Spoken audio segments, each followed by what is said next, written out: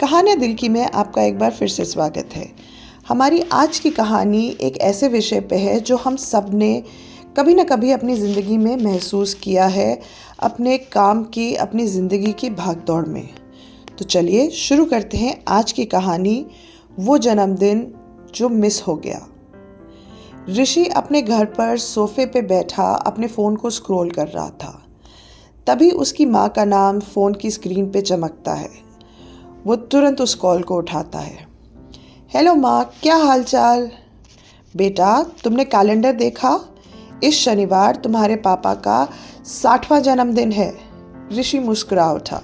बिल्कुल माँ, मैं कैसे भूल सकता हूँ इतना बड़ा मौका। हाँ, बड़ा मौका तो है और हम सब घर पे इसको बड़े जश्न के साथ मनाने का प्लानिंग कर रहे हैं। तुम्हारे पापा को पता नहीं है, उनके लिए ये एक सरप्राइज़ होगा। तुम्हारी बहन सजावट के लिए सब जगह सामान ढूंढने में लगी है और मैं खाने का मेन्यू फाइनल कर रही हूँ। तुम शुक्रवार रात तक तो पहुँच जाओगे ना?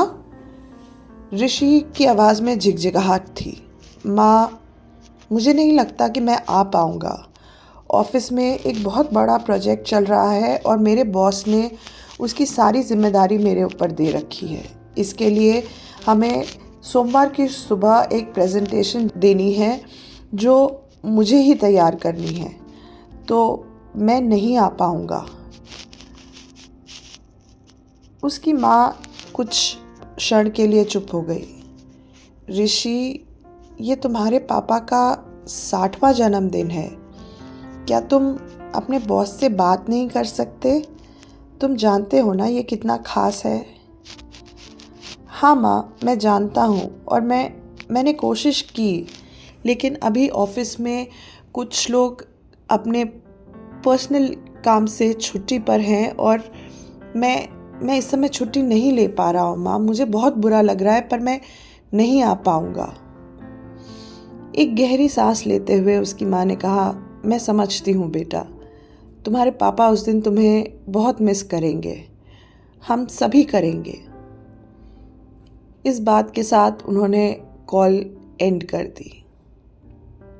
हफ्ता आगे बढ़ता गया। बुधवार की रात ऋषि जब एक बार फिर अकेले अपने अपार्टमेंट में बैठा था तो उसके फ़ोन पे उसकी बहन का नाम वीडियो कॉल पे दिख रहा था। उसने जैसे ही फ़ोन उठाया, उसको पीछे अपनी माँ के और अपनी बहन के पीछे पूरा घर, कमरे में सब जगह रंग बिरंगे गुब्बारे और ख़रीदारी के थैलों का उमाड़ दिख रहा था। अनिका ने एकदम उत्साहित होकर कहा, ऋषि, देखा तुमने ये सारी सजावटें? तुम्हें लगता है ये गोल्ड और ब्लू थीम पापा को पसंद आएगी? ऋषि मुस्कुरा दिया। बहुत सुंदर लग रहा है अनिका, तुमने हमेशा की तरह बहुत ही बेहतरीन काम किया है। उसकी माँ ने फ़ोन लेते हुए कहा, और तुम्हें पता है मैंने ना चॉकलेट केक, वो तीन लेयर वाला जो होता है, बटर स्कॉच की फिलिंग के साथ, जो तुम्हारे पापा का फेवरेट है, वो ऑर्डर किया है। बिल्कुल ठीक किया माँ आपने, पापा को तो वो बहुत पसंद है।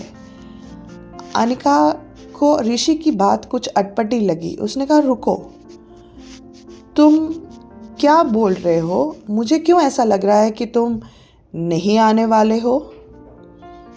ऋषि ने उनसे आंखें चुराते हुए कहा, अनिका, मैं कोशिश कर रहा था पर मैं अभी इस समय छुट्टी नहीं ले सकता हूँ। मेरे प्रोजेक्ट की डेडलाइन बहुत करीब है।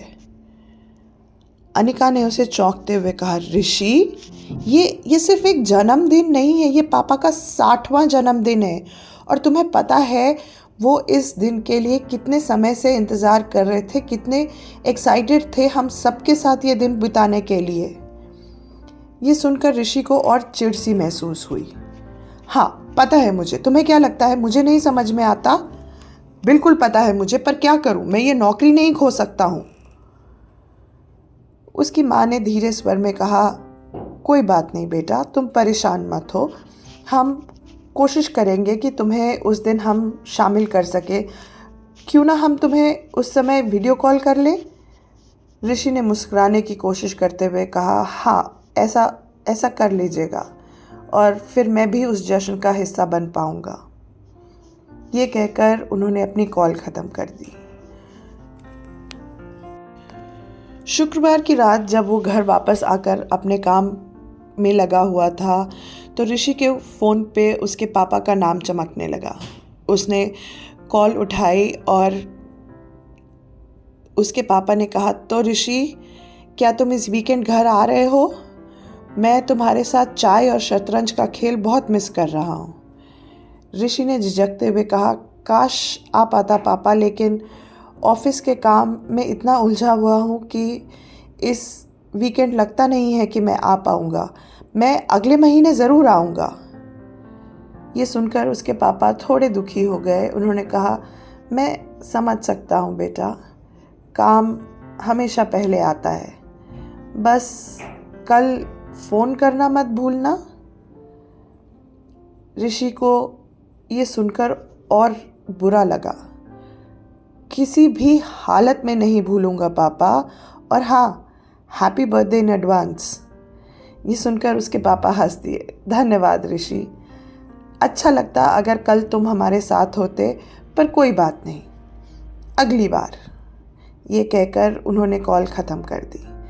शनिवार की दोपहर ऋषि ने फिर से वीडियो कॉल पे अपनी माँ और अनिका से बात करी और घर में आते हुए मेहमानों को और डेकोरेशंस को देखा। अनिका ने उसको बताया कि कैसा लग रहा है तुम्हें ये सब ऋषि, तुमने एंट्रेंस देखा, कितना सुंदर सजाया है मैंने। हाँ अनिका, बहुत सुंदर लग रहा है, तुमने बहुत ही शानदार काम किया है।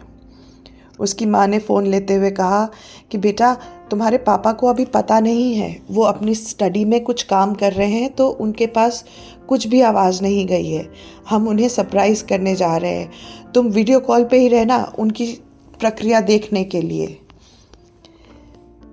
वीडियो कॉल पे ऋषि ने अपने पिता का सरप्राइज़ पार्टी और उसके पल देखे और उनको देख के उसे दिल में दुख तो हो रहा था, पर कुछ कर नहीं सकता था, वो काम भी तो ज़रूरी था। जब उसके पापा ने ये सारी डेकोरेशंस, केक और सब लोगों को देखा तो वो एकदम भावुक हो गए। ये बहुत ही अद्भुत है। आप सबको तहे दिल से धन्यवाद मेरा ये दिन इतना स्पेशल बनाने के लिए। मुझे ये दिल तक छू गया है। ऋषि ने फ़ोन पे से हाथ हिलाते हुए कहा, हैप्पी बर्थडे पापा, काश मैं वहाँ हो सकता। उसके पापा उसकी तरफ देखते हुए मुस्कुराए, आंखों में थोड़ा सा दुख। धन्यवाद बेटा, तुम्हारी कमी महसूस हो रही है, लेकिन तुम्हें फ़ोन पे देख के ही अच्छा लग रहा है। उस रात ऋषि जब अकेले घर पे बैठा अपने प्रेजेंटेशन पे काम करने की कोशिश कर रहा था तो उसका मन प्रेजेंटेशन पे बिल्कुल नहीं लग रहा था। वो बार बार अपना फ़ोन उठा के दिन भर के वीडियोज़ और फ़ोटोज़ जो उसकी बहन ने उसे भेजे थे वो उसे देख रहा था।